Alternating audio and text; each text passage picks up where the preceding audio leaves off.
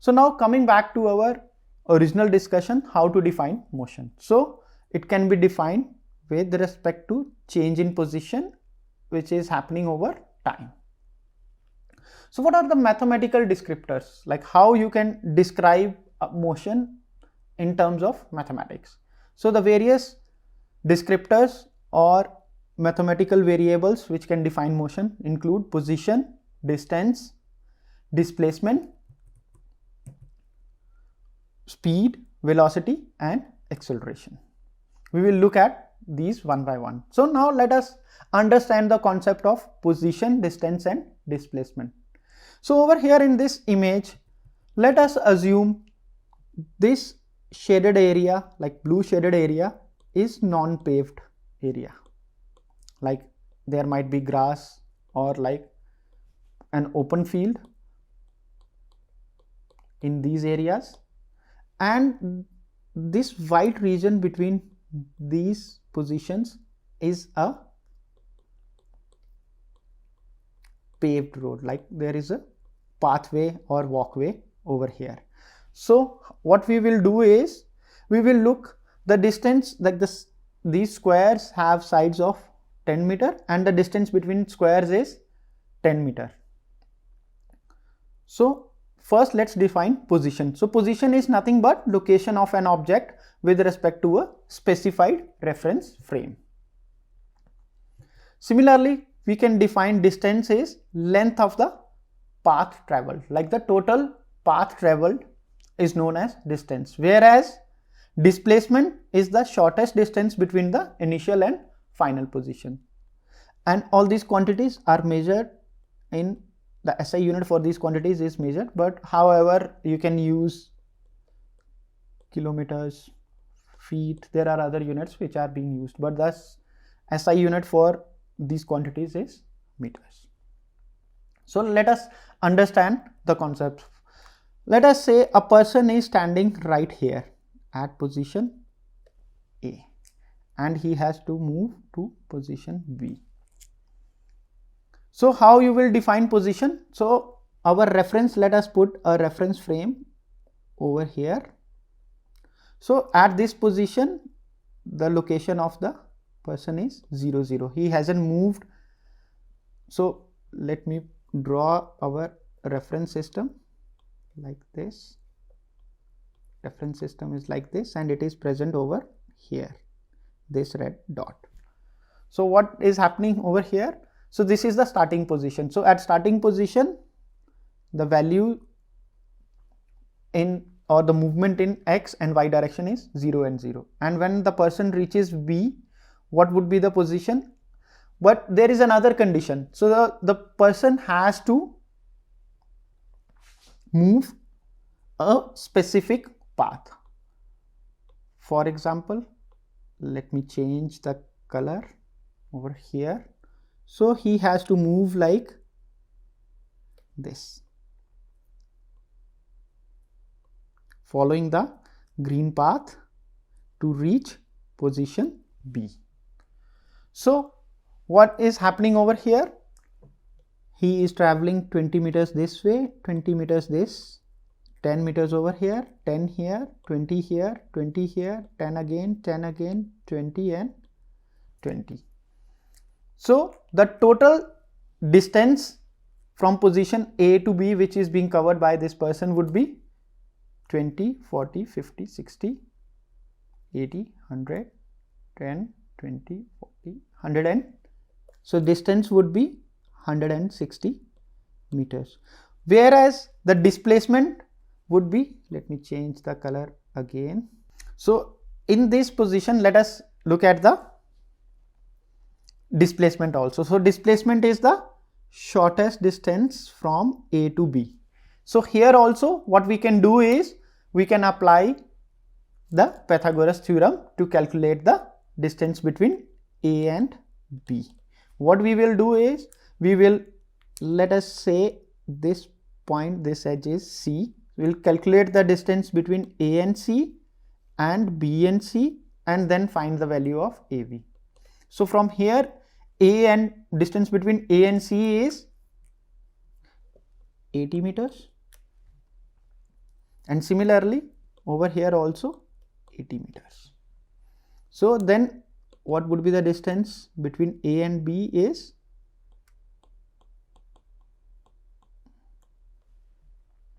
this, which will be approximately 113.14 meters. So you can see how we can define distance and displacement with respect to the position of the points which we are given.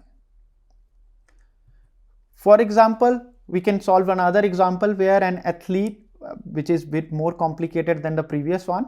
So over here an athlete is moving from position A to position B,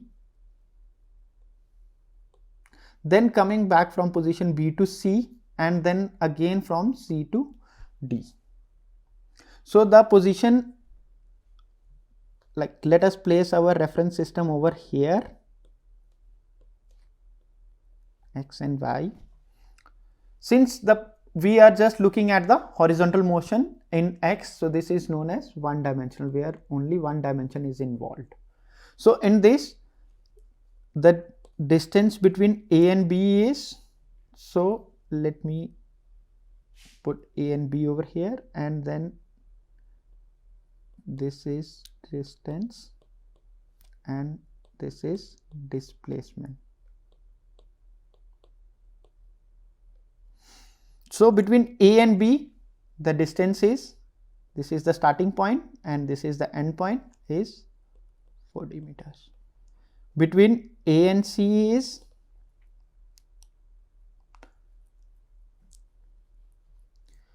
athlete goes to 40 B and then move back 20 meters back, so that will add to 60 meters. And finally A to D is again going to this position, so that would be 100 meters.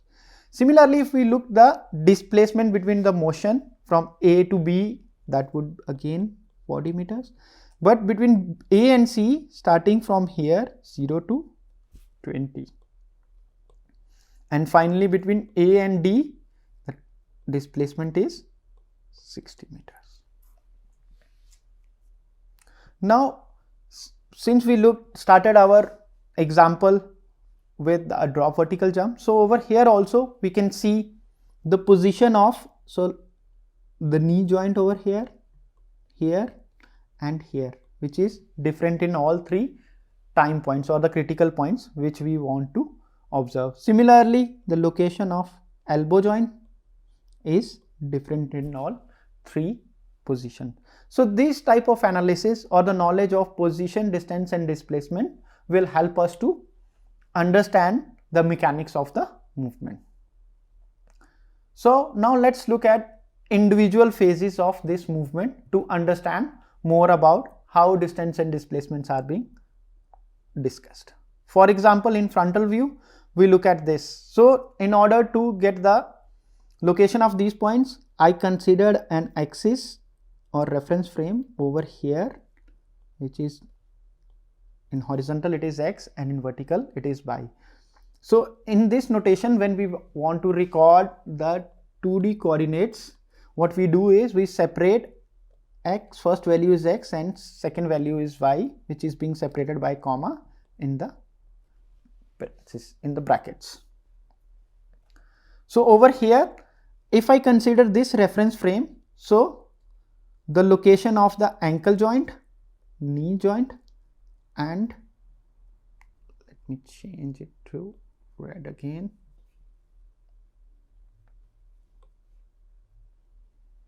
So the location of the hip joint with respect to this reference point or the origin, which is at 0, 0, the locations are shown in the figure. I did intentionally on the sagittal view so that you can try to observe or analyze this position in the frontal view. So if you place a reference system over here, you have to use another calibration thing, particularly in this view. This is the distance between these two is 48 centimeter. If you do this, you will get these coordinates. Similarly, at maximum knee flexion, these are the values which we can get from 2D video analysis. And finally, in the feet off position, you can clearly see there is a variation in the x and y coordinates. So which will help us to understand the concept of position, distance and displacement. So in this example, so let us look at all these three positions. So you can clearly see the position at the touchdown phase for ankle is different from maximum knee flexion, and finally at the toe off. Similarly, the same situation it with the three different joints like ankle, hip and knee. So I would recommend the participants to calculate the position, distance and displacement. For example, if this is activity location A, this is B and this is C. So you can try to find out the distance and displacement between A to B, B to C and A to C using these coordinates. So that will give you a good exercise to understand how these concepts can be applied in a sports setting also. So now let's understand the concept of speed and velocity. We will start with the same example which we used to discuss our position, distance and displacement. So speed is nothing but defines how fast something is moving, and it is measured as the distance moved in a specific amount of time. So mathematically it is nothing but distance divided by time. So distance covered in a specific amount of time. In a velocity, it is nothing but speed in a given direction. So like you are in your vehicles, when you move, you see the speed on the odometer like 40 kilometer per hour, not with the direction like whether you are moving towards east, west, north or south. So when you include the information on the direction, so that will result in velocity. So velocity is nothing but displacement. So distance is a scalar quantity, displacement is a vector quantity, and then scalar divided by a scalar results in scalar, and scalar divided by vector divided by a scalar, since time is a scalar quantity, results in a vector. So velocity is a vector quantity. So SI unit for both speed and velocity is meter per second. So now let's solve this problem for speed and velocity. So in this, what happens is, from our previous knowledge, we know the distance from this point to this point was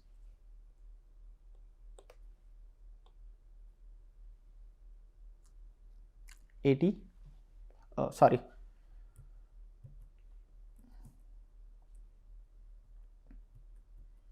was 160. Let me erase it.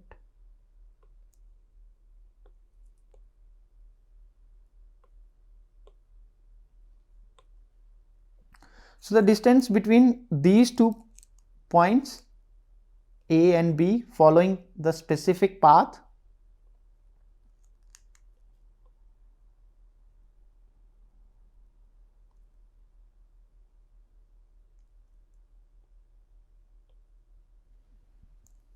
so you will move following these arrows to reach point B. The distance was 160 and the displacement was 113.14. So let us assume when the person walks using this path, it took him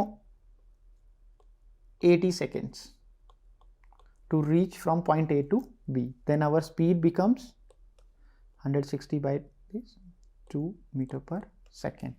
However, for displacement, when we calculated the displacement following this double line over here, or let me change the color for better visualization. So following this green line, the displacement was 113, and it took for our person under consideration 60 seconds to complete this path. Then our velocity will become 1.89 meter per second. So this is how you can calculate the velocity for a very simple case. Now let us look at another example which we discussed earlier also. So now let us try to find out the average speed and average velocity between A to B, A to C and A to D. So let me draw these, let me put these points over here, A to B, A to C and A to D. So now we had to define the time also, like how much time, because we need distance, displacement and time to calculate speed and velocity. So let us assume from A to B the person took approximately 8 seconds. It is in seconds. A to C, it took same because he goes from A to B first, then B to C took 4 more seconds, and then again from C to D. So the total time, this takes 8 and then another 8 over here. So the total time from A to D is 20. Distance is, we have already discussed, the distance between A to B was 40 meters and the displacement, which is also measured in meters, was 40. From between A to C is 60 displacement and 20 distance, and between A to D it is 160. Now let us calculate the speed and velocity for these points. So between A to B is distance divided by, so it is distance divided by time, whereas for velocity also it remains same.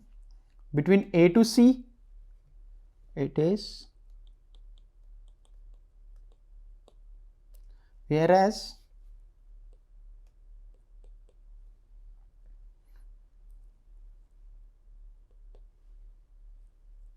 it's 1.67, and finally between A to D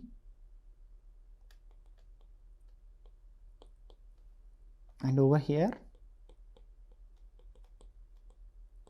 So we can see clearly during these movements from A to B or A to C or A to D, the average speed remains same, whereas the average velocity varies between A to B, A to C and A to D. So this analysis, or what we learn from this example is, with the knowledge of speed and velocity we can look into more specific details about the movement. So next let's look at the concept of acceleration. So acceleration is nothing but rate of change of the velocity of an object with respect to time. It is being measured in meter per second square. So to understand this, let us take a similar example which we discussed for distance, displacement, velocity and speed. So here there is an athlete who starts from position A and reaches position B. We need to calculate the average acceleration between A to B.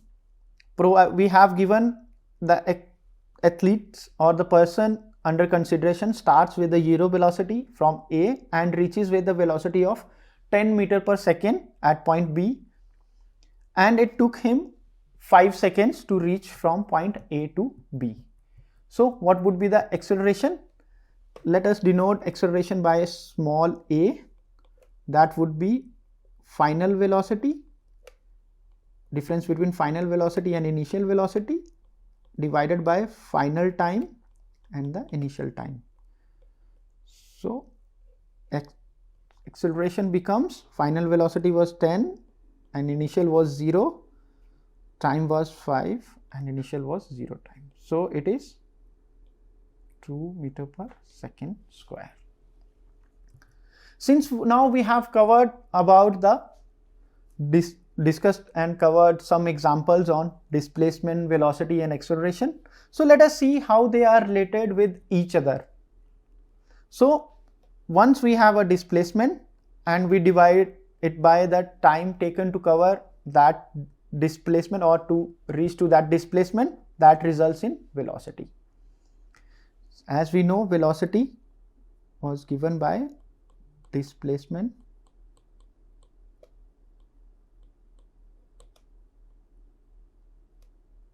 divided by time. Similarly, when we divide the change in velocity by the interval of time it took to change from initial velocity to the final velocity, that results in acceleration. Now let us look other way around. When you multiply the average acceleration with the time interval during which it happened, you will get the velocity. And similarly, when the average velocity is being multiplied by the time interval during which it happened, we will get the displacement. So this is a very important concept which we will be using in our examples or in biomechanical analysis very often. Another thing to understand over here is what is the effect of direction of motion on direction of acceleration. So this concept will be very helpful when you are observing a movement without looking at the numbers. So what we will do is, to understand this table, it seems too much information over here. Let me break it down for you to understand it in more optimized way. For example, first we decided conditions which we change.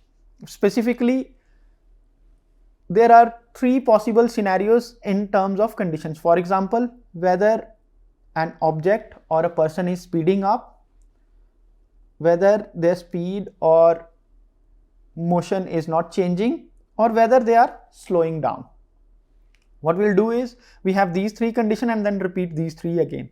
Since we are looking at the direction of motion, so whether the direction of motion is positive. So how you will define positive and negative? Depending upon the position of your origin for your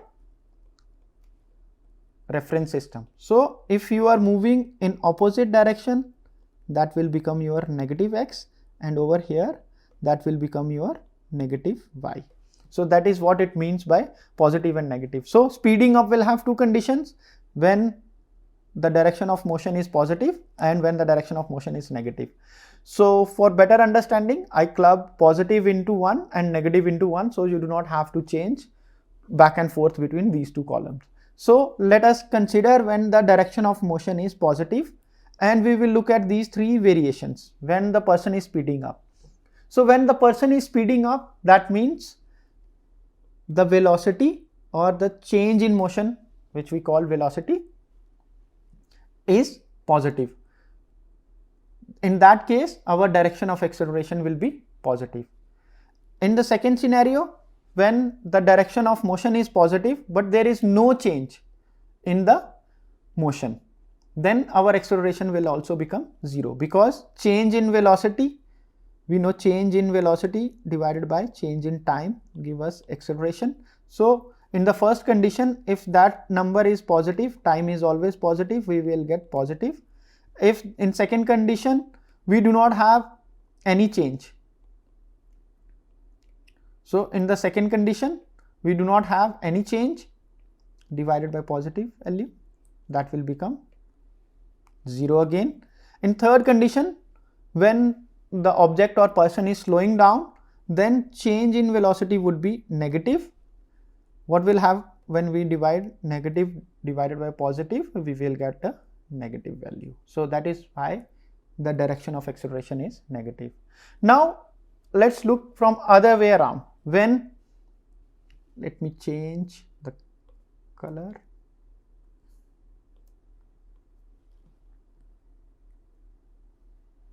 Over here. So now we will take again these three conditions, and now all the motion or the direction of motion is negative. For example, you are speeding up. Although you are speeding up in the negative direction, but change in velocity would be positive. And as we know, time is always positive. So we know change in direction is positive. Like change in, when the change in motion is positive, but you are moving in negative direction. So that will result in, so let me clean it up first.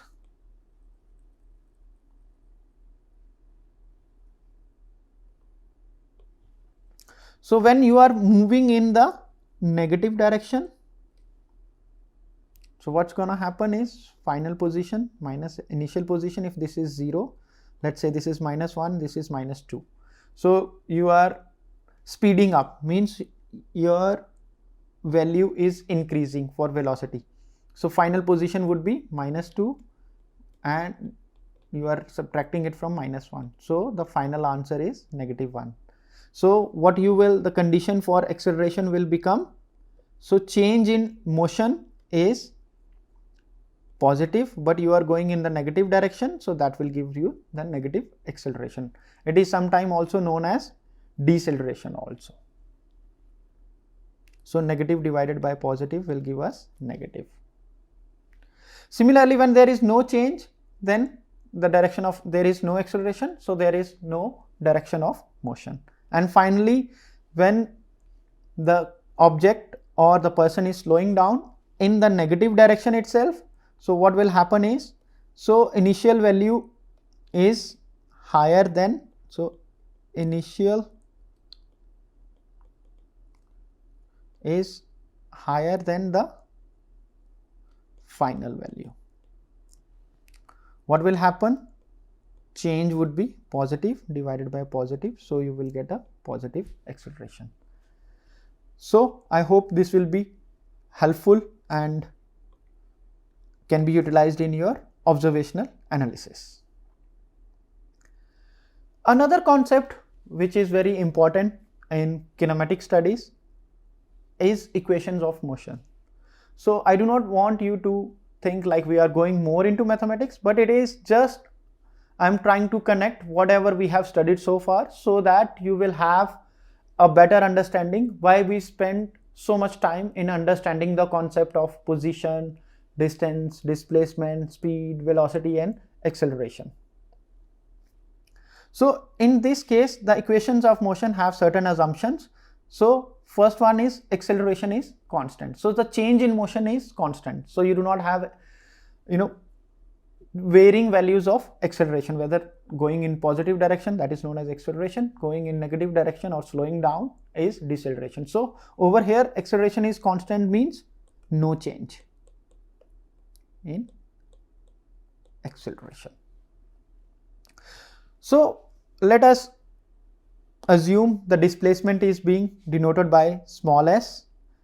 Small u is the initial velocity in meter per second, v is the final velocity, a is the acceleration in meter per second, then t is the time in seconds. We will use these notations to define our equations of motion.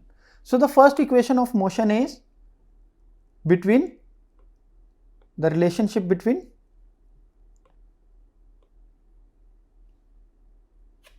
the first equation of motion is the relationship between initial velocity, final velocity, acceleration and time.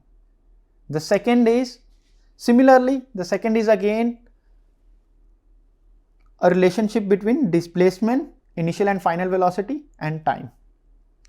Third equation of motion is again the relationship between initial and final velocities along with acceleration and displacement, but no time. The fourth one would be in displacement, initial velocity, time, acceleration, and the last one would be the displacement, final velocity, time, and the acceleration involved. So the derivation of these equations is beyond the scope of this course, but however, I would recommend to go over any standard text to see how these equation of motions can be derived. We will see how these can be applied in a sporting activity now, so that you will have a better understanding why we need to study this. So before moving to the application part of the equation of motion, I would like to emphasize another type of motion which is like very common in sports, that is known as projectile motion. And what are the assumptions in projectile motion? That is, after the initial force, the object is just under the action of gravity. For example, when you kick the ball, once the ball is airborne, there is no other force acting on it. For simplicity, here we are ignoring the effect of air resistance or other environmental factors, because that will be covered in an advanced course on biomechanics. So here what will happen is, the object is just under the effect of, so let us see if, like, since this is airborne phase already, so it might have started from here and then landed at a certain point. So let me complete this. So this might be the original position of the ball and this is the final position of the ball. This horizontal line represents ground. So we are not gonna make it difficult. So what I'm gonna try to do over here is try to explain the projectile motion and how to calculate various parameters involved in a projectile motion using the concepts which we have already studied. So over here what we'll do is, so we will draw our reference system.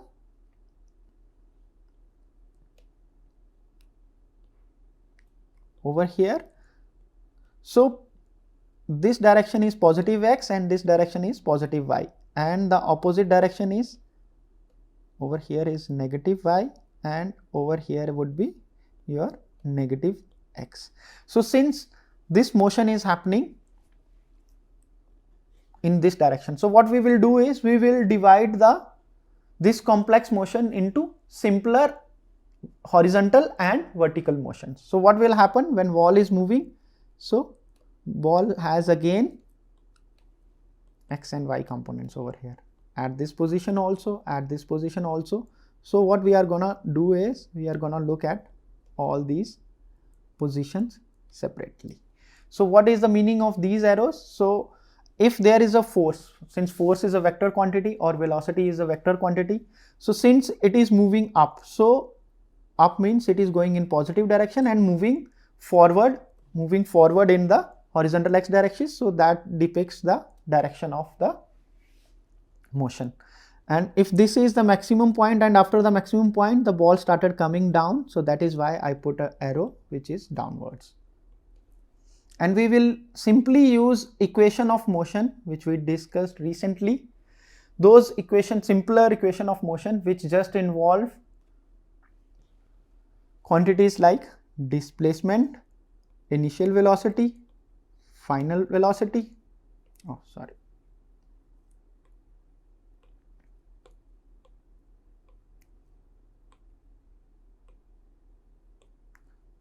so which involves initial velocity,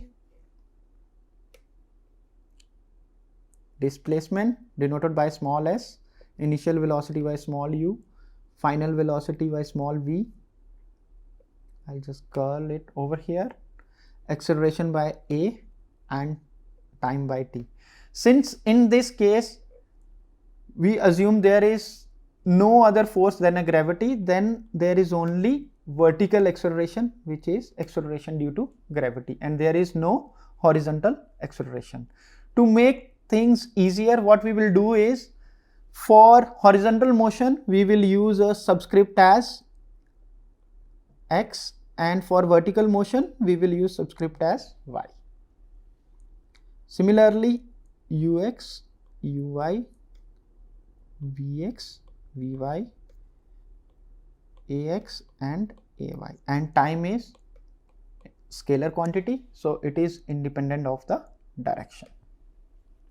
So now let us analyze a soccer kick using these principles which we discussed in this module so far. So in this example, what is happening?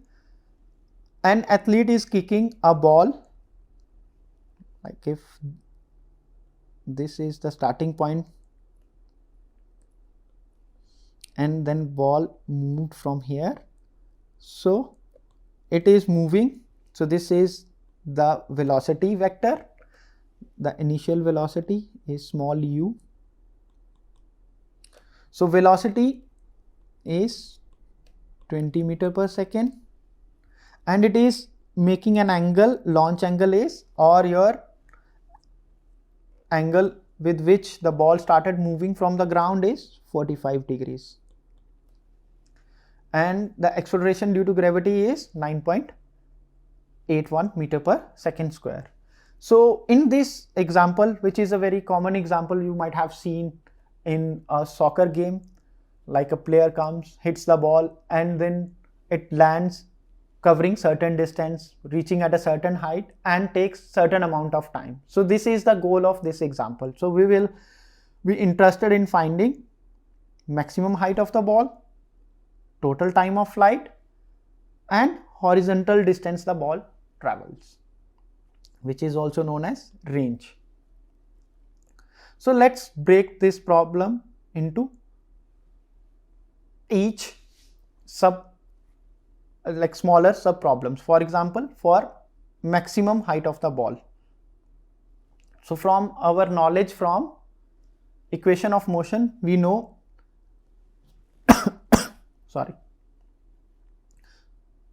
from our knowledge from equation of motion, we know initial velocity and final velocity along with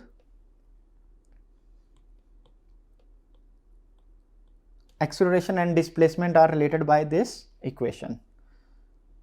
Since over here we are interested in the, so if I draw a smaller version of this, like ball is starting from here and then landing over here. So this is the, I will denote small I and small f, the position, and this angle of velocity is 45 degrees and this is 20 meter per second. So maximum height, is this distance. So to understand this problem, so what we will do is, since we are interested in a vertical distance, so we will use the vertical components only. So let us look at this point again, where our velocity is given. So velocity is a vector, so it is making an angle of 45 degrees with the horizontal. So using the concepts from trigonometry, we can calculate the base and perpendicular distance. So we will look at the components of velocity. So this is initial velocity, u is given as 20 meter per second. So the velocity, component of velocity in horizontal direction would be 20 cos 45, which will give us a value of 20 into 0.71, which would be, similarly velocity in y direction would be and another aspect like sine and cos 45 at 45 degrees has the same value. Like you can use 7.1 or 707 also. So that's again. So here we see our initial velocity components in horizontal and vertical direction has same magnitude. So when we look at this point, the final point where we had to calculate the maximum height. So when the ball is traveling, since at this instant, since earlier the vertical velocity component was on upper side, going in positive direction, so over here it is negative side. So at that particular instant, so what's happening, it is moving at that particular instant, it is not going any more further in the y direction. So what happens is, if there is no displacement in the y direction, that results in zero velocity in the y direction. So what will happen is, the velocity in y direction, final velocity in the y direction would be 0. So when we plug these values in this equation, what it will give us is equal to 14.14 square. Since over here only gravitational force is acting at this point, and that is acting downwards, and the magnitude is 9.81. So we will plug those values, and this is our displacement at maximum point, or we can say maximum y. After solving these equations, you will get maximum in y direction would be 10.19 meter.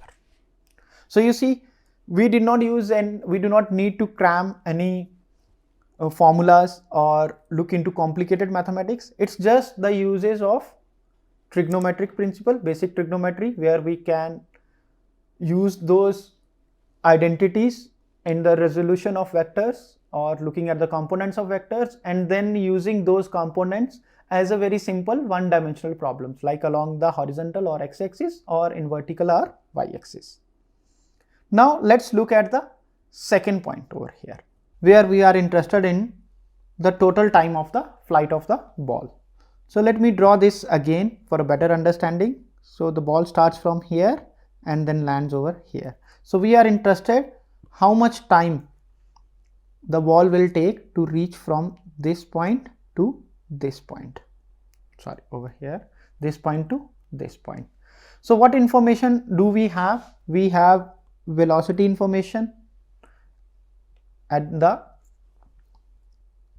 initial point, and we have partial information about the velocity at the final position also. And we know initial velocity, final velocity is related to initial velocity and acceleration.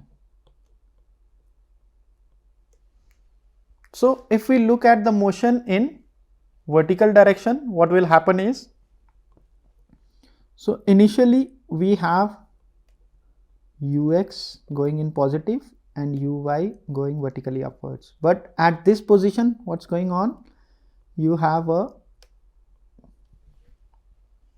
vertical velocity here and final velocity over here.